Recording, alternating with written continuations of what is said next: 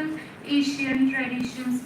He has held a key academic position, including the Professor of Tibetology at Humboldt University, Berlin, and since 1999, Professor of Indology and Iranian Studies at Ludwig Maximilian University, Munich.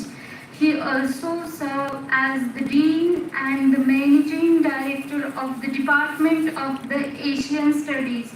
Dr. Hartman is the member of the Bavarian and Australian Academies of the Science and held visiting professorship at the institutions such as Collège de France, University of the California, Berkeley, and Stanford University.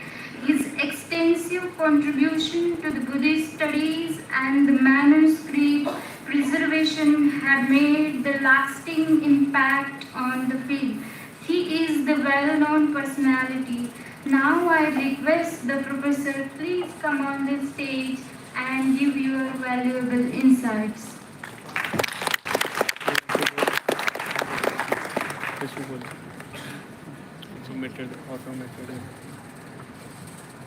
Thank you very much, Supriya, for your nice introduction. Switching.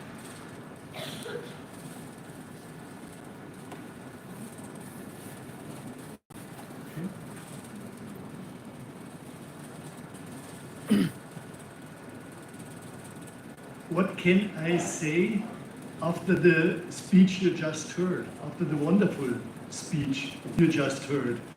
I was completely impressed, and it's very difficult now for me to talk after this speech. Respected audience, distinguished colleagues from various universities, dear students, this is a great moment for me. I never expected to be in a room like this with so many people interested in Buddhism and interested in Pali. In Germany, it's no problem to fill a room with people interested in Buddhism. But Pali scholars or people studying Pali, being interested in Pali, there are quite a few. And so this is wonderful to see so many people here who take an interest, who have some devotion for Pali studies, and this means Buddhist studies. This is really wonderful, and I'm not only deeply honored to be here, to be invited to talk to you, it's also a great, great pleasure. It's really a great moment in my life. Thank you very much for inviting me. So, what can I tell you? You've heard several very good speeches by distinguished people. I cannot tell you anything about Buddhism or Pali in Maharashtra, which you do not already know, or other people, or you have just heard, or other people can tell you much better. So I asked myself, what can I tell you? The one thing I know a little bit more than most people here in the room, I think, is how Pali, the knowledge of Pali, the study of Pali began, how it came to the West, and how it began in the West, and how it developed in the West. And I'll take this occasion to say a few words, starting as bad speakers do with myself, then telling something. And the history of Pali in the West is a long history, but don't worry, I make it a short story. I tell something about the history of these studies and then end with myself again. Bad style, but it's, in a way, it will be funny for you. So I went to a good school, like many of you, and I learned 2 classical languages. Latin, from the first moment I went to high school, and then ancient Greek, which is also in the West an important classical language. So I think I understand something about classical languages. What makes a language classical? It's ancient, of course, and it has it preserves an important literature. Does Pali fulfill these requirements? Of course. It's an ancient language, it's quite an ancient language, and it preserves a very important part of Indian and world literature. Yeah? This is important not only for Maharashtra, for India, or for Theravada countries. This is a heritage important for the world.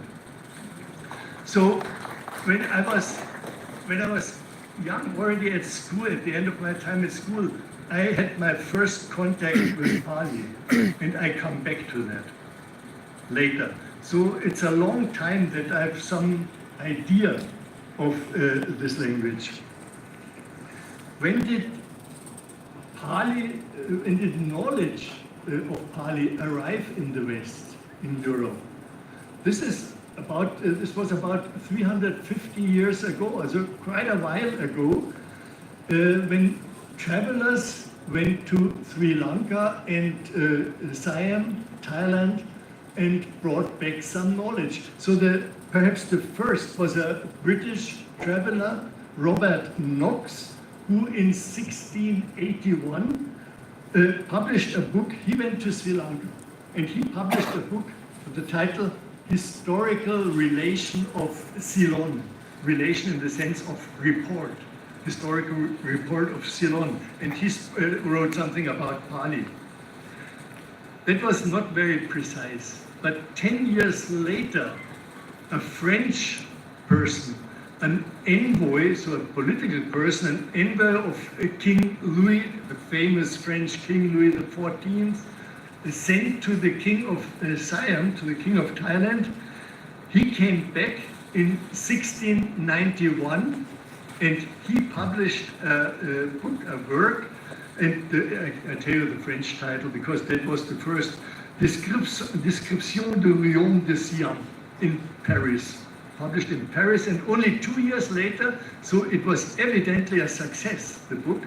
Only 2 years later, there was it appeared a translation, a new historical relation, again relation in the sense of report, of the kingdom of Siam. And this contains a lot of interesting and correct information, not only on Buddhism in Thailand, but also on Pali. And this is quite surprising, but it is easily explained. Although this was a political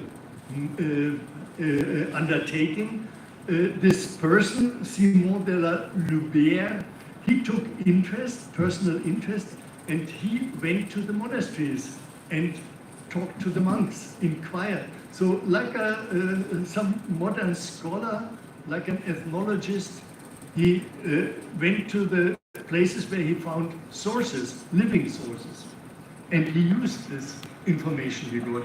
So to give you 2 examples, he provided the first clear description of the term Nibbana, something completely unknown in the West at that time. So he described what he had heard from monks in Thailand, and this description was characterized by a modern scholar as, quote, an amazingly modern evaluation of the term. So, end of the 17th century, the first reliable information came to the West. And Simon de la Loubière, he was also the first, in an appendix to his book, he described the Patimokkha, so the rules of the Buddhist monks and nuns. And this was the first acquaintance in the West with this part of the Vinaya Pitaka. Now, I make a big jump because these books raised interest, but they had no, at that time, no immediate academic consequence. When did the study of Pali as a language, the study of the sources written in Pali, when did it start in the West? And this was in the course of the second half of the 19th century. One important, very important date until today, I should mention here, was the formation of the Pali Text Society in 1881, and by famous scholar Thomas William Rhys Davids in 1881. And I just learned from my colleague here, Ujjwal Kumar, that apparently in Calcutta University in the same year, Pali studies were established. I didn't know that. It's a wonderful coincidence in a way. Beginning of Pali studies in India and this foundation of the Pali Text Society, which became very influential and very important in the following process of reception of Buddhism in the West, and not only scholarly, academic reception, because as many of you will know, what did the Pali Text Society do? They started to publish Pali texts in Latin transliteration, so in Latin letters, which made it much more easy to use for Western people, Western scholars. And they published the original texts, starting with the Tipitaka, Vinaya Pitaka, Sutta Pitaka, Vidhamma Pitaka, but then also going on to the Atthakathas, the primary commentaries, and even to the Tikas, the second commentaries written on the Atthakathas. And they also published so-called non-canonical works like Peta Vattu, Netipakarana, and so. And Milinda Panna, important Pali text with a very specific status. And they also included the historical sources, Mahavamsa and Dipavamsa, which provided information in the West about the history of, the early history of not only Sri Lanka, but also Theravada Buddhism.